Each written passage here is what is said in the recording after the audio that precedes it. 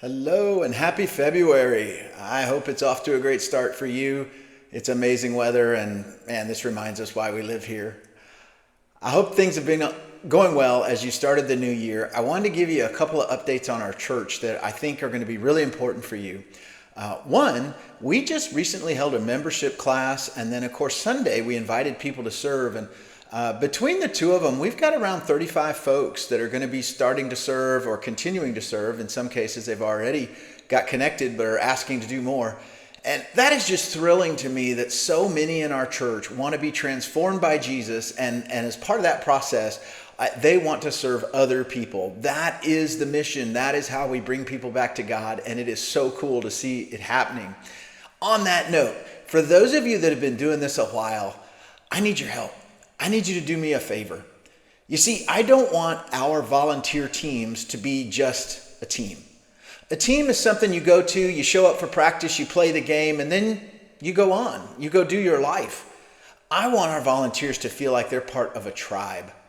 When you're in a tribe, you're connected. You belong to each other. And so as these new volunteers come onto your team and try to figure out what to do and how to help and all the things that go along with getting started serving, would you do me a favor? Would you go out of your way to connect with them?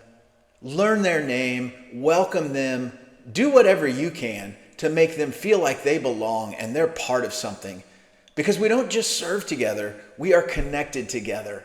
That's our hope, that's our goal at Mountain Ridge, is that people that are serving feel like they are part of a tribe, and you can have a big impact on that. You'll have a lot to say about what that looks like for our new volunteers. So thank you in advance for doing that. And I have one more request. You may know this already. The Sunday after Easter, we're holding a baptism celebration service.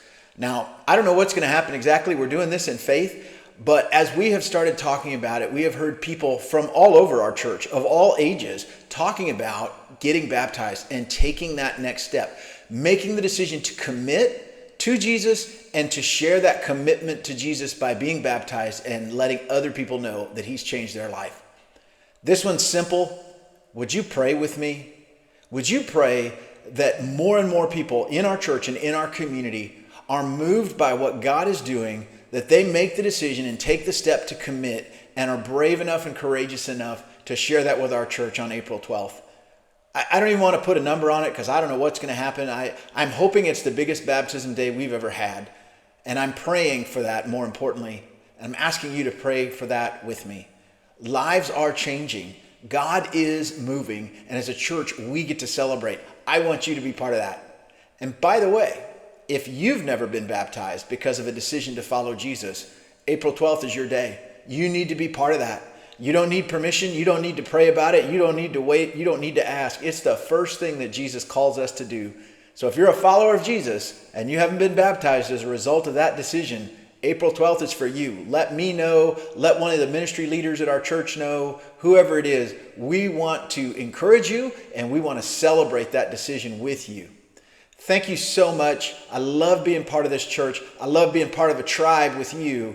And I'm excited to see what happens in 2026. Thanks for being part of the team. What you're doing is making a difference as we bring people back to God together. Thank you so much.